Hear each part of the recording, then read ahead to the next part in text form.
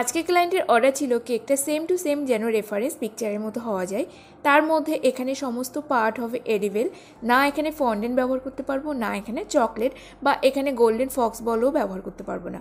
তোমাদের কাছে যদি এরকম ধরনের অর্ডার আসে কী করে তোমরা অর্ডারটা কমপ্লিট করবে সেটাই আমি তোমাদের কাছে শেয়ার করছি। তো ভিডিওটি ভালো লেগে থাকলে অবশ্যই লাইক, কমেন্ট, শেয়ার, সাবস্ক্রাইব করে দিও। তো আজকে আমি কেকের স্পঞ্জ তৈরি করব প্রিমিক্স দিয়ে। এটা ছিল এগলেস কেক। এগলেস কেক যখনই আমার অর্ডার আসে আমি প্রিমিক্স ব্যবহার করি, না হলে হোমমেড প্রিমিক্স তৈরি করি। সেটা কাস্টমারের উপর ডিপেন্ড করে। কাস্টমার কিন্তু বলেছিল সম্পূর্ণ মার্কেট স্টাইলে আমার কেকের স্পঞ্জ চাই, সেই জন্য আমি এখানে ট্রোপোলাইট কোম্পানির ভ্যানিলা প্রিমিক্স আর চকলেট প্রিমিক্স ব্যবহার করছি। আজকে আমি তোমাদের প্রথমে হাফ পাউন্ড কেক তৈরি করার জন্য কতটা ভ্যানিলা প্রিমিক্স লাগবে সেটাই দেখাচ্ছি। তো আমি এখানে নিয়ে নেব 100 গ্রামের মতো কিন্তু প্রিমিক্স। এর সাহায্যে কিন্তু আমরা একটা হাফ পাউন্ড কেকে ডেকোরেশন করতে পারবো। এর মধ্যে কতটা পরিমাণে জল দেবো, আমরা এখানে 50 গ্রামের মতো জল অ্যাড করব, 40 থেকে 50। এর বেশি কিন্তু জল দিলে কেকের ব্যাটারটা পাতলা হয়ে যাবে আর কেকের স্পঞ্জটা কিন্তু সম্পূর্ণ বসে যাবে। এরপর ইলেকট্রিক বিটারের সাহায্যে বিট করে নেব। আর কিছু কিন্তু এর মধ্যে মিক্স করার প্রয়োজন পড়ে না, যেহেতু প্রিমিক্সের মধ্যে অলরেডি সমস্ত কিছু মিক্সড করা থাকে। আর প্রিমিক্স দিয়ে কেকের বিজনেস করতে চাও অবশ্যই কিন্তু মেজারমেন্টটা ঠিক রাখবে। হাফ পাউন্ড কেক তৈরি করার জন্য তোমাদের এখানে লাগবে 100 গ্রামের মতো প্রিমিক্স। আর যদি তোমরা এখানে 1 পাউন্ড করো সেটাকে তোমরা ডবল করে নেবে। ডবল বলতে তখন তোমাদের এখানে লাগবে 180 গ্রাম, মানে আমরা তখন ওটা 200 গ্রাম ধরবো না। এইভাবে কিন্তু তোমরা কোয়ান্টিটিটা বাড়িয়ে বাড়িয়ে বিভিন্ন ধরনের সাইজের বার্থডে কেকের স্পঞ্জ তৈরি করে নিতে পারো। তোমরা এখানে বিজনেস পারপাসে একটাই প্রিমিক্স ব্যবহার করতে পারো, শুধুমাত্র ভ্যানিলা। আর যখন চকলেট কেকের অর্ডার আসবে সেখানে কিন্তু তোমরা কোকো পাউডার অ্যাড করে নিয়ে চকলেট কেকের স্পঞ্জ তৈরি করতে পারো। তো এখানে কথা বলতে বলতে কেকের ব্যাটারটা কিন্তু সম্পূর্ণ তৈরি হয়ে গেছে। মোটামুটি তোমাদের এখানে 1 থেকে 2 মিনিট বিট করে নিলেই দেখবে কেকের ব্যাটারটা সম্পূর্ণ তৈরি হয়ে যাবে। এর মধ্যে কিন্তু তেল তোমরা অ্যাড করলে 1 টেবিল স্পুন মতো তেল অ্যাড করতে পারো। তো আমি এখানে তেলটা সম্পূর্ণ অ্যাভয়েড করলাম। এতে বার্থডে কেকের রেসপন্স না কিন্তু চিপচিপি ভাব আসবে, না কিন্তু এখানে তোমাদের উপর থেকে ড্রাইনেস আসবে, এই সমস্ত কিছু কিন্তু আসবে না। হাফ পাউন্ড কেকের ব্যাটার আমি ঢেলে নিচ্ছি 5 inch cake tin. Half pound cake মানে আমরা জানি 5 ইঞ্চি কেক টিন, আর 1 পাউন্ড কেক মানে আমরা জানি 6 ইঞ্চি কেক টিন। তো এইভাবে টিন সাইজটা কিন্তু তোমরা করতে পারো। আর যদি কেকের ফ্ল্যাট সারফেস কিংবা টল কেক আসে সেইভাবে কিন্তু তোমরা টিনটা অবশ্যই সিলেক্ট করে নিও। একেবারে দুটো বার্থডে কেকের রেসপন্স ব্যাটার তৈরি করে নিয়ে আমি ওটিজিতে রাখবো। তো তোমরা কিন্তু এইভাবে কেক ব্যাটার তৈরি করার পর এইভাবে এমনিই তোমরা রেখে দিতে পারো, এতে কেকের ব্যাটারের টেক্সচার খুব একটা অসুবিধা হয় না। এরপর ওই বাটির মধ্যেই আমি চকলেট প্রিমিক্স নিয়ে নিই। আচ্ছা বন্ধুরা, এখানে আমি প্রথমে বলে রাখি চকলেট প্রিমিক্সটা নিয়ে আমার একটু মেজারমেন্টটা কিন্তু অসুবিধা হয়ে গেছিলো। প্রথমে আমি 40 গ্রামের মতো প্রিমিক্স নিয়েছি, পরে আবার আমি 30 গ্রামের মতো প্রিমিক্স অ্যাড করেছি। তাহলে মোট আমি এখানে 70 গ্রামের মতো প্রিমিক্স অ্যাড করেছি।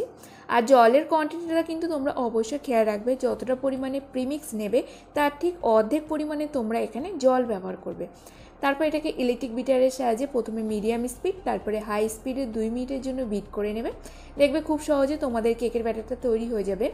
চাইলে তোমরা এর মধ্যে চকলেট অ্যারোমা 1 থেকে 2 ড্রপের মতো অ্যাড করতে পারো। কেক প্রিমিক্সের মধ্যে অলরেডি সমস্ত ধরনের ফ্লেভার অ্যাড থাকে, তো আমি বেসিক্যালি ফ্লেভারটা অ্যাড করলাম না, এটা সম্পূর্ণ অপশনাল। তো যারা বিশেষ করে ছোট বিজনেস করতে চাও প্রিমিক্স পারচেস করেও কিন্তু বিজনেস করতে পারো। মার্কেট থেকে তোমরা প্রিমিক্সটা একটু কম দামে কিনবে, তাহলে তোমাদের নিজের প্রফিটটাও থাকবে। তো এইভাবে আমি দুটো কেকের ব্যাটার তৈরি করে নিলাম। ব্যাটারের টেক্সচারটাও কিন্তু সেম রিবন টেক্সচারে হয়, যেরকম আমরা ডিম দিয়ে বার্থডে কেকের স্পঞ্জ তৈরি। বিশেষ করে প্রিমিক্সের থেকে ডিম দিয়ে বার্থডে কেকের স্পঞ্জের টেস্টটা কিন্তু খুব সুন্দর লাগে। তো কাস্টমারের রিকোয়েস্ট অনুপাতে কিন্তু আমরা যারা হোম বেকার্স আছি সমস্ত ধরনের আমরা কাজ করে থাকি। তো এখানে আমি 5 ইঞ্চি কেক টিন নিয়েছি, প্রতিটা ব্যাটার এখানে 5 ইঞ্চি কেক টিনের মধ্যে দিয়ে দিলাম। এরপর কেকটাকে বেক করে নেব 160 ডিগ্রি টেম্পারেচারে 15 থেকে 20 মিনিটের মধ্যে কিন্তু এই কেকটা বেক। আজকের ফ্লেভার হলো বাটারস্কচ, অরিও, চকলেট। তাহলে তোমরা বুঝতেই পারছো এক একটা লেয়ার হবে বাটারস্কচে ক্রাঞ্চিনেস, তার সাথে থাকবে চকলেট গানাশ, চকলেট স্পঞ্জ আর অরিও টুকরো করে দেওয়া। ওয়াও, একটা দুর্দান্ত কিন্তু কম্বিনেশন, জাস্ট কিন্তু অপূর্ব টেস্ট আসে এই কেকটার। তো আর এই ফ্লেভারগুলো কিন্তু যে কোনো বেকারিতে তোমাদের অ্যাভেলেবেল থাকবে না, আমাদের মতো হোম বেকার্সদের কাছেই কিন্তু এই ধরনের মিক্স কম্বিনেশনের ফ্লেভারগুলো অ্যাড থাকে। এদিকে বার্থডে কেকের স্পঞ্জগুলো আমি রাত্রেই বেক করে রেখেছিলাম, এই জন্য এখানে ঠান্ডা হয়ে গেছে। নেক্সট মর্নিংয়ে গিয়ে আমি স্পঞ্জগুলো মাঝখান থেকে কেটে নিচ্ছি।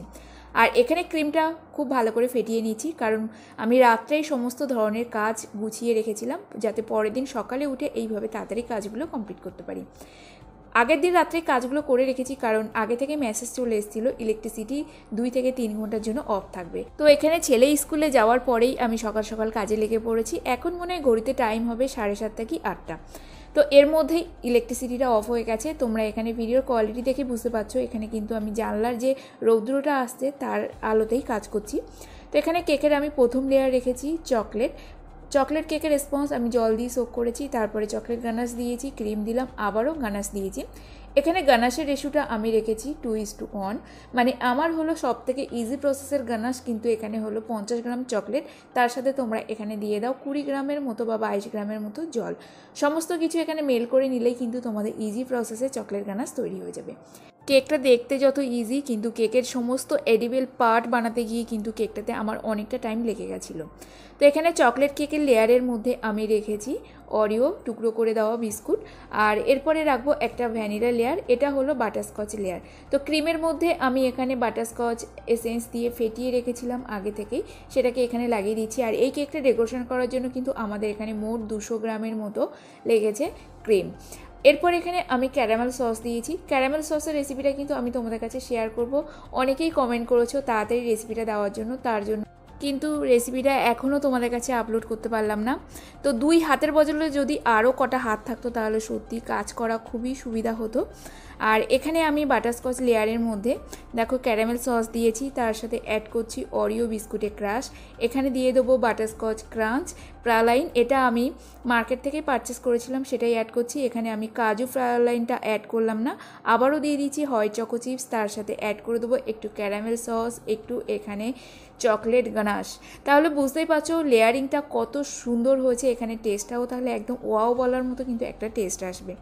এরপরে আমি এখানে রাখলাম চকলেট স্পঞ্জের একটা লেয়ার, আর এখানে তোমরা কিন্তু উল্টোটা করতে পারো, এখানে মাঝখানে চকলেটের একটা লেয়ার রেখে বাকি দুটো বাটারস্কচের লেয়ার রাখতে পারো। তো যেটা তোমাদের কমফোর্টেবল সেটা কিন্তু অবশ্যই করতে পারো। এরপর আমি পুরো কেকটাকে ক্রাম কোটিং করে নিয়ে নর্মাল ফ্রিজে রেখে দেবো কিছুক্ষণের জন্য। এরপর তৈরি করে নেবো ম্যাক্রোনি। তো ম্যাক্রোনি তৈরি করার জন্য কিন্তু তোমরা অবশ্যই ফন্ডেন্ট ব্যবহার করতে পারো। তো আজকে যেহেতু ফন্ডেন্ট ছাড়া ম্যাক্রোনি তৈরি করব, তার জন্য আমি এখানে নিয়েছি বার্থডে কেকের স্পঞ্জ। যে স্পঞ্জটা আমরা বেক করেছিলাম সেখান থেকে একটা লেয়ার আমরা কেকের লেয়ারিং করেছি, আর সেকেন্ড লেয়ারটা এইভাবে আমি কেটে নিয়েছি। বাকি এক্সট্রা পার্টগুলো কোন কাজে ব্যবহার করছি তোমরা কিন্তু অবশ্যই দেখতে থাকো। তো এইভাবে আমি কুকি কাটারের সাহায্যে ম্যাক্রোনিটা কেটে নিয়েছি। এরপর কেকের যে বাকি পার্টগুলো ছিল সেগুলো এইভাবে হাতের সাহায্যে ভেঙে নিলাম।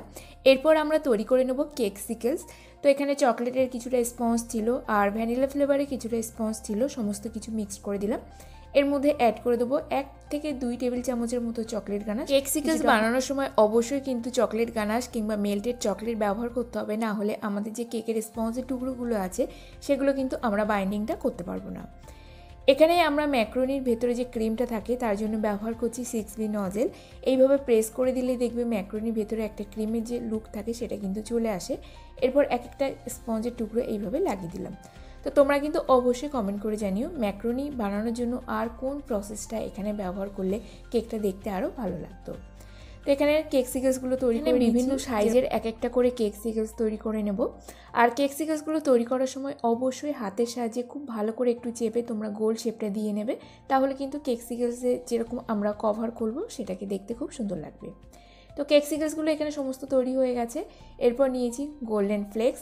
গোল্ডেন ফ্লেক্সের মধ্যে এইভাবে এক একটা বল রাখবো আর খুব ভালো করে কোট করে দেবো, মানে যেটা বাইরের দিকে পোর্শন থাকবে সেই পোর্শনটা কিন্তু খুব সুন্দর যেন কোট থাকে, আর বাকি যে পার্টগুলো দেখা যাবে না সেগুলো কিন্তু একটু আনফিনিশিং থাকলেও অসুবিধা হবে না। তো এইভাবে সমস্ত পার্টগুলো আমি তৈরি করে নিচ্ছি।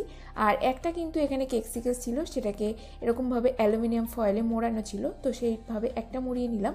বাকি কেক সিকেলসগুলো আমি এইভাবে গোল্ডেন ফ্লেক্সের শিটের সাথে খুব সুন্দর করে লাগিয়ে আমি এডিবেল ফক্স বলগুলো তৈরি করেছিলাম।